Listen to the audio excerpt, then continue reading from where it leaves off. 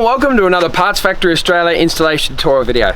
Today we've got this carcass of a Holden Colorado, if you want to give them a look.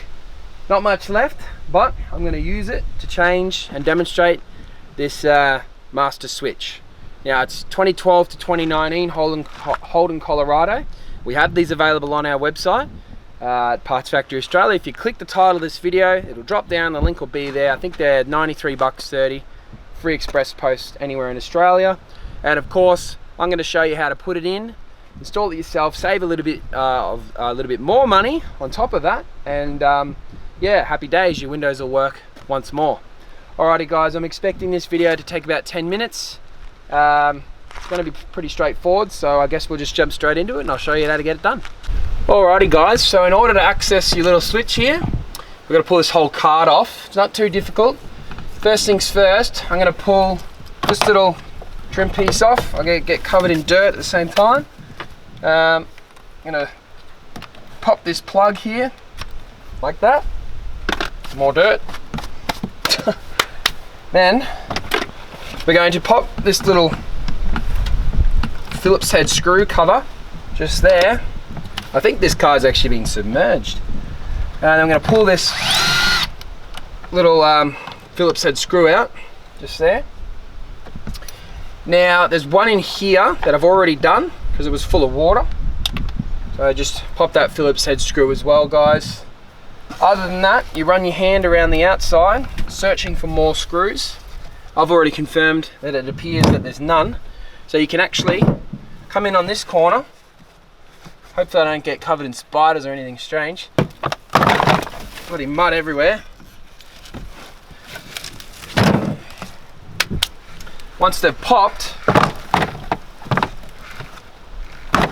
you can then grab the whole door card and you lift it up into the air like so. Wow, beautiful. Behind here, there's one plug. Unplug the plug out of the switch. Yours is going to be easier than mine. And hopefully yours does not look like that behind the panel. And of course, there's your master control switch, guys. I'll show you how to remove that. Right guys, I'm sure you've got your door card not on the ground. Hopefully it's on like a nice little towel so you don't damage anything, but as you can see my car is obliterated, so I don't really mind. Now, to get that switch out of that bevel, this is obviously our Parts Factory equivalent, by the way. So if you need one of them, just cruise onto the website. Guys, you've got one screw at the back, which you can see we can access with ease.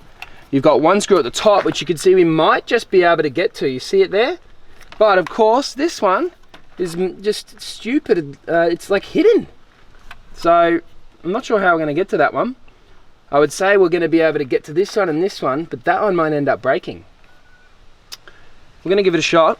So I'm going to start by doing this one here.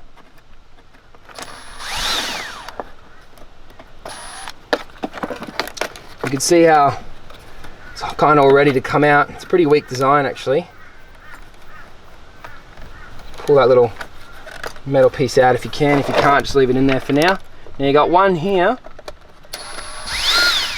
Of course that screw's going to be hard to get out as well. Now this screw I can get in there. I've undone it. We've got it out. My only concern is getting it back in, but we will give it a try.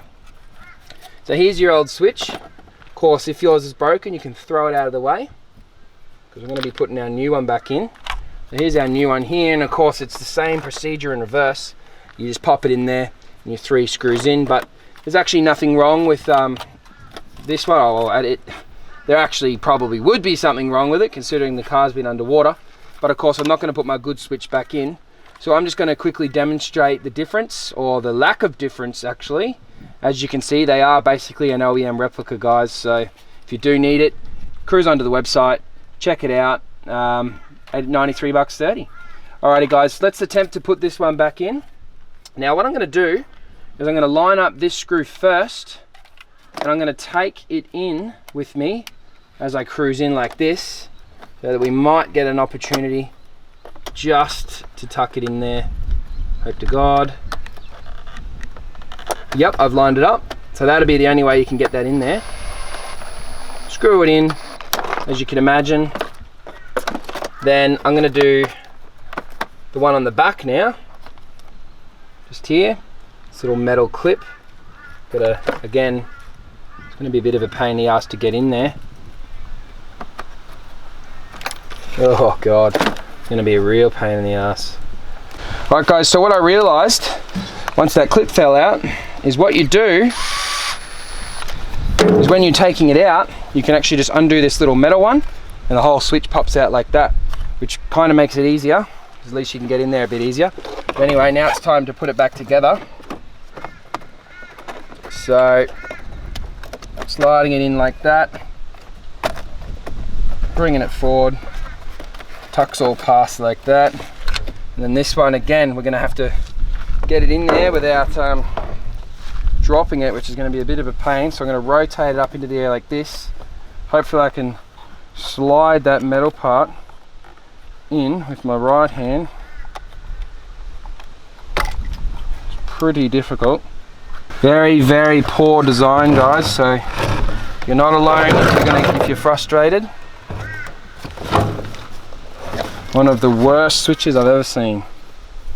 Lining the screw up. I think I might have it there. And then as you tighten, hopefully the metal clip pulls everything into place. And of course, yes, it's nice and firm like that. Ready to go back in. Alrighty guys, so the switch is back in. It's now time to plug our little wiring loom back in. It's only one plug, fairly straightforward. Plug her into place. Bring your door card back up into position. Tucking it over the top of the metal of the door first. And you should see that the door card, my door's all bent so mine doesn't go in perfectly, but the door card will want to sit there flush and you can cruise around the edge. Again, my door's all bent, so it's not perfect. Yours is going to be a bit easier than mine. Of course, we put our Phillips head screw back in, close the cap. We put our Phillips head screw back in here, close the cap, and then we have our little mirror switch. Your plug can get caught behind there, so just be mindful of that. Plugging it into here, rotating it around, lining up this little one-way pressure clip, guys. You just put it in there like that, tucking it all around, and then nice big hit, and that would be job complete. Alrighty guys, as you can see, all done. The hardest part about the whole job was getting that little metal bracket back in properly so that the master control switch sits nice and flush. But other than that guys, pretty straightforward. Door card came off real easy. It took about 10 minutes to do the whole job. Guys, again, link in the bio for the product. If you need used engines, southportrecords.com.